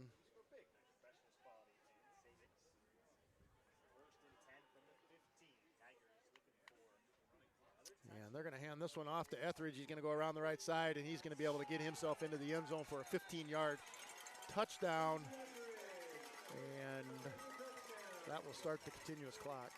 Yeah, that was a really nice play. It had a lot of eyes going on the running back to the left, and then handed off to Etheridge, and a little bit of open space is all he needed. 48-21, a final Rock Ridge over Hall.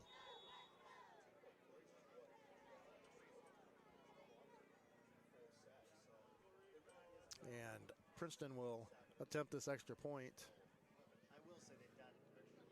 Mentioned it in the first half, but I want to mention again as that extra point sails wide left, that as we move into the postseason for both the volleyball team, who starts regionals next week, I certainly hope they can make a deep run into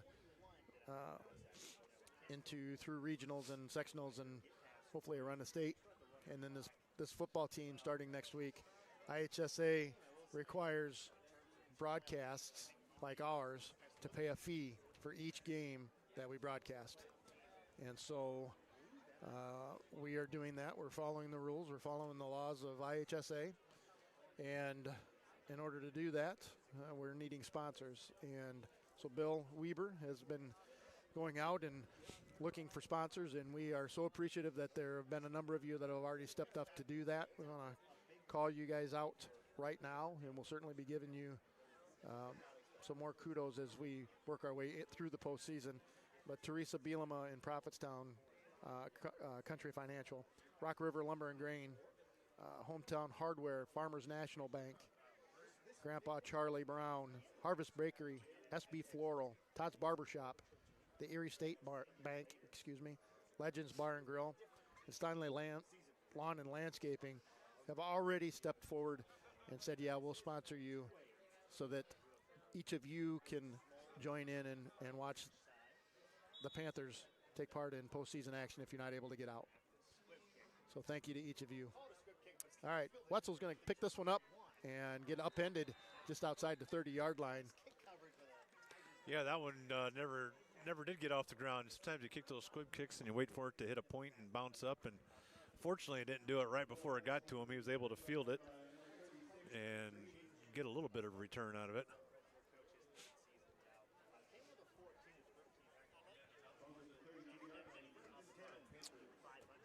Clock will be running continuously.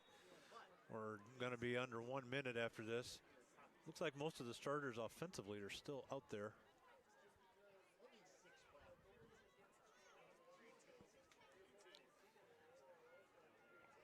If the Lady Panthers are able to get past round one of the regionals on Tuesday night, they'll play in the regional final on Thursday night, and we'll take on the winner of the number 4 seed Rock Falls and number 5 seed Riverdale match. As Noah Wetzel carries the ball right up the middle for a short gain. Yeah, it looks like a lot of substitutions defensively for Princeton. They're able to get that clock going, and now they're able to rest their starters. We're not particularly deep right now with some of the guys that went out in the fresh off game as well, so I don't know how freely we'll be able to actually substitute in many of the positions. Yeah, our backup quarterback would be Evan, who's already playing full-time for us anyway, so pulling Keegan, I don't know that that really does much for us. That's a player for a player. That's the end of the third. What do you got, Scott? Well, it's just not going very good for anything. Dodgers are down 4-2. EP just can't get anything going. We had that one drive, I think it was our second drive, might have been our first drive. We had that pass to Evan Steinley and looked like we were moving a little bit, had the holding call, and we just really have not got anything going from that moment on. Any really yardage we would get now is mostly going to be against their second unit, so it's not going to feel as good. So we just got to try. Honestly, it's a long season. Every once in a while you get this. We already accomplished what we wanted to get done, which was be playoff eligible and not have to win this game. And now you just want to try and get through this and be healthy for the playoffs. And you never know. Make a run. Last year we faced a 9-0 team that really hadn't been challenged all year, and it was a game we could have won, and they won the next week. So I feel like we could have made a little bit of a run. So let's get through this game and see what next week brings.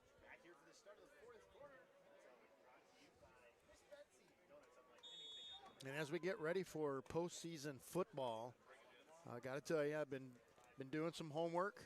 I've already been quizzing Scott and Jason on the way down here tonight. So do your homework.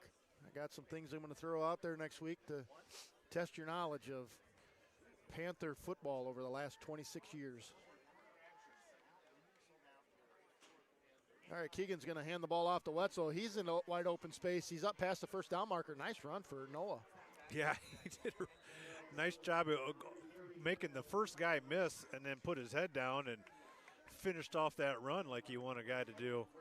Great job there by Wetzel. They won't stop the clock to move the chains, so that they don't have to be in quite a big hurry as they normally are. Noah getting double duty tonight. Quite a few runs in the fresh soft game.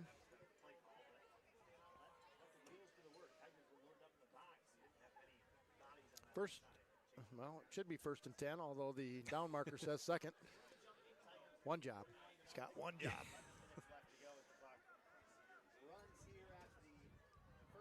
Keegan set to get that football, and ball's on the ground.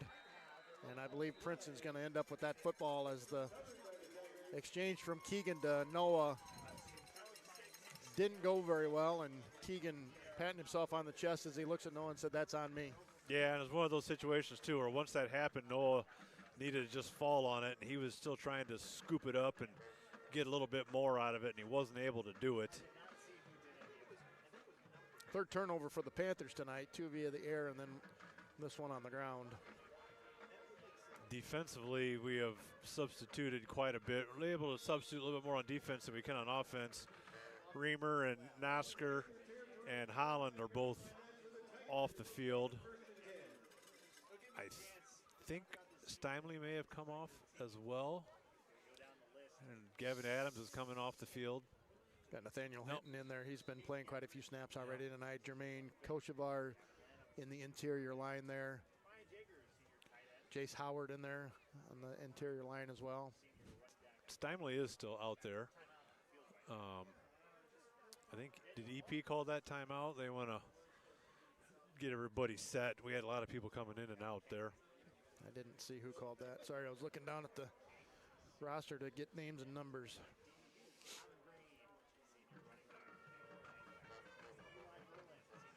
So I think there's a chance we play Friday night, but most likely it's a Saturday afternoon game next week.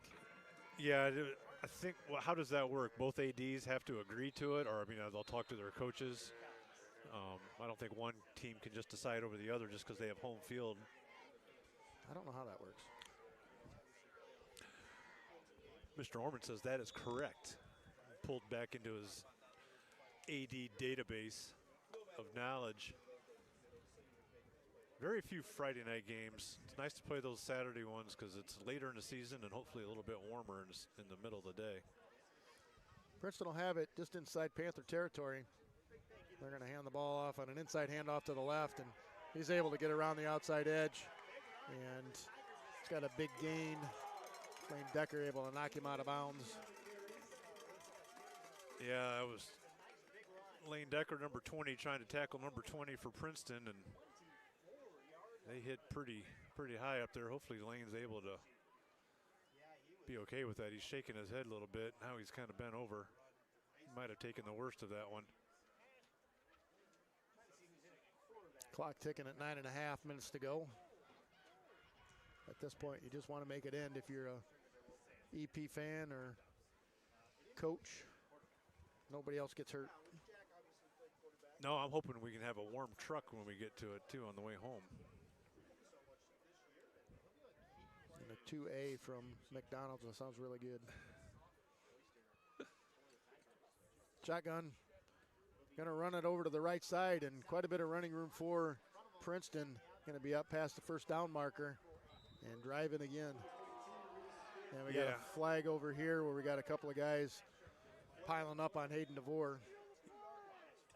Yeah, that's really just a sportsmanship sort of thing. That you got parents living the glory days over here, all upset about the call. But there's just when the play's clear at the other side of the field and you got two guys driving a guy out of bounds, there's just no need for that. That's why the flag was thrown. That's unsportsmanlike.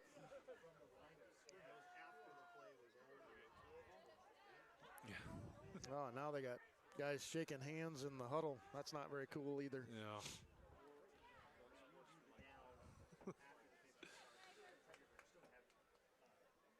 So I'll back them up 15.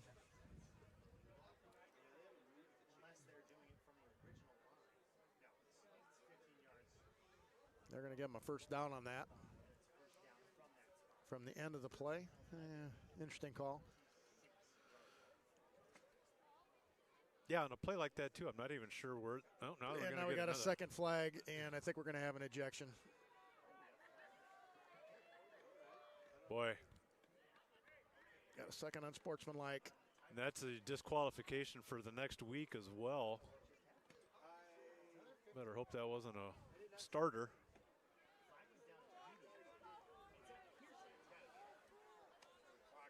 I don't know that there's an ejection, but second unsportsmanlike.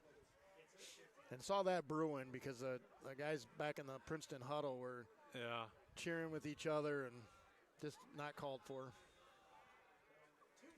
The one thing we'll say out of this is it has taken about 2 minutes of game time off. Yeah, I'm not disappointed in that.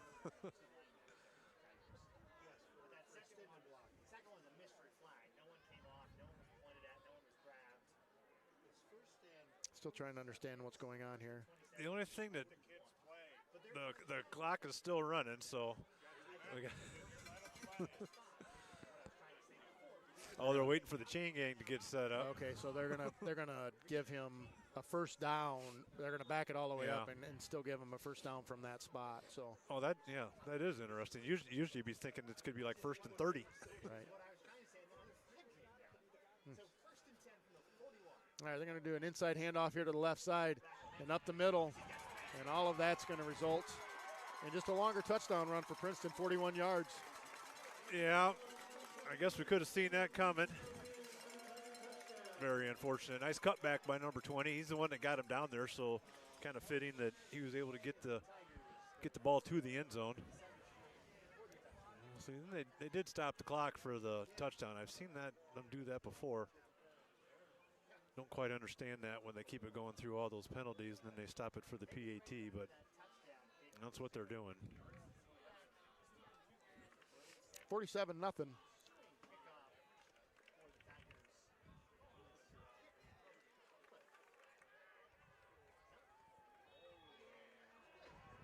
that one's through the uprights. That kid's kicked a lot of extra points tonight.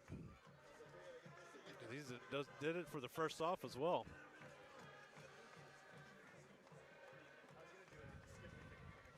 Both teams will leave this football field tonight 6-3. Both heading to the playoffs. 1 to 2A. That's the Panthers. And Princeton to 3A. EP will likely fall from their current seed of 21. Will fall at least a couple of notches, depending on how other teams below them end up doing tonight. Princeton came in tonight ranked 15th in 3A, and we'll have to see how things shake out for them.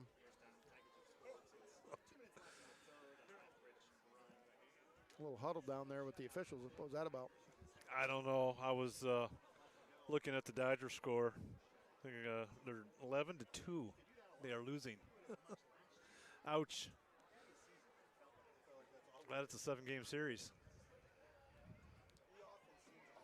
And I think they're probably scheduled to play underhand tomorrow, right? Yeah. It's a National League game. Uh-huh. All right, Princeton will kick off. 6:19. Clock does officially stop for the touchdowns.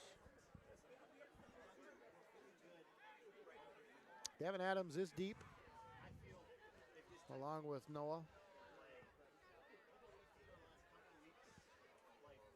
Carter Hadaway in the second level.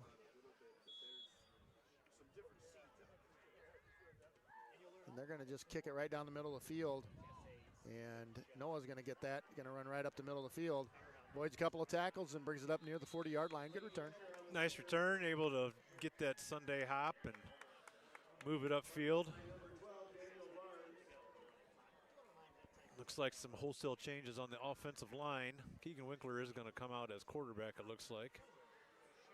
He will be just about the only starter still out there. I wonder, it'll be interesting to see who the center is. Mason Minson's going to come back out there as well.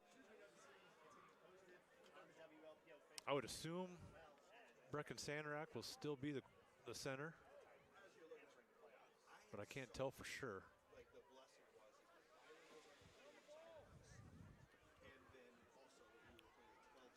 A couple of receivers split each way.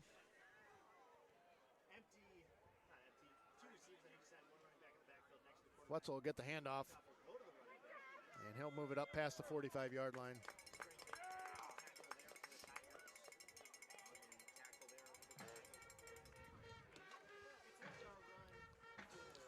He'll pick up 8 on that play.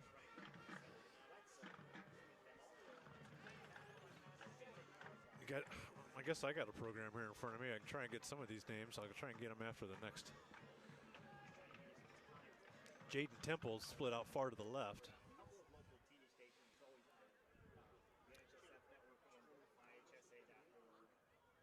Wetzel's going to get a carry out to this left side. He's going to get held short of that first down.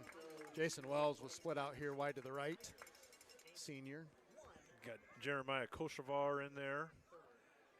Alex Ottens is in there as well. Jace Howard getting some playing time.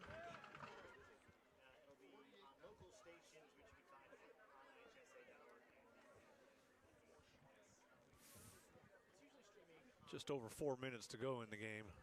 3rd and short.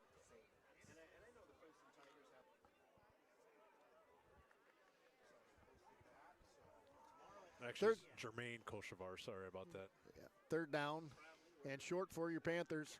They're going to hand it off to Noah again, and he's got a first down into open territory and slips and takes it down inside the 45 down to, it's like about the 42-yard line. Nice run by Noah. Grass Monster got him on that one, tripped him up. Got to get used to playing in these slippery conditions when it's later at night in the fall.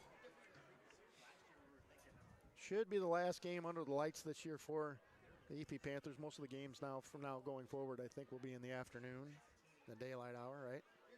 That's normally how they do the playoffs. Playoffs? Yeah. All right, Wetzel will get the run once again, right up the middle. Have a nice gain. Yeah, Wetzel's had a few nice carries in this game. I don't think it's going to be enough. We're talking about the trophy. Yeah. I got one other score update. Orion 56, Kewanee 24. 8 minutes left in the game. Orion putting up a lot of points. Yeah, nice little comeback for them because I don't remember who they played last week, but I don't think that went very well. Thought they were going to fold it in for the season, but they obviously got it done. They need to get a guy up on the line of scrimmage over there, and they did. Good. And they're going to pitch it out to Noah, and he's got nowhere to run. Does a nice job of cutting it back up and limiting the loss there. Yeah, I think Princeton's probably keyed onto the fact that he's the one that's going to be carrying the ball at this point. As soon as he got it, there was 5 blue jerseys all around him. Scott and I have been having some communications back and forth, and we've come to a decision tonight, not lightly, but for the integrity of the Scott's Player of the Game award, we're not gonna give that award out tonight. There just hasn't been a lot go right for the Panthers, and Noah's had some good carries here, especially here in the second half. It's been against the second string defense. No, certainly don't want to take that away from him, but in the big scheme of how this football game played out, we just felt it best that tonight's Player of the Game trophy is just not awarded. So we'll be looking to hand one of those out next week after a week 1 playoff victory. That'd be awesome.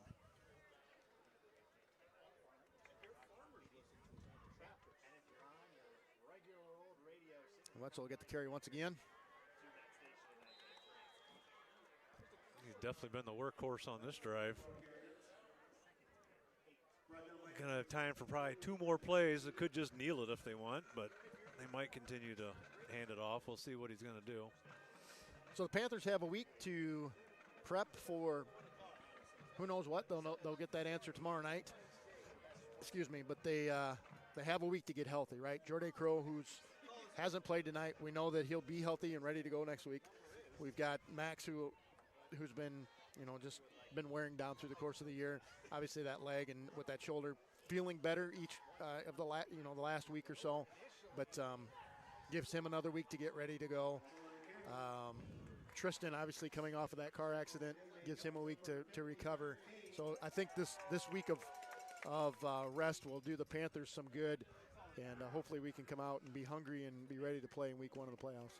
Yeah, we'll find out sometime Saturday evening who our opponent's going to be, and they'll be scouring over game film, and we'll be trying to figure out where we're going to go and find a place for us to do a broadcast, which we will do, and hopefully we'll have a nice little playoff run.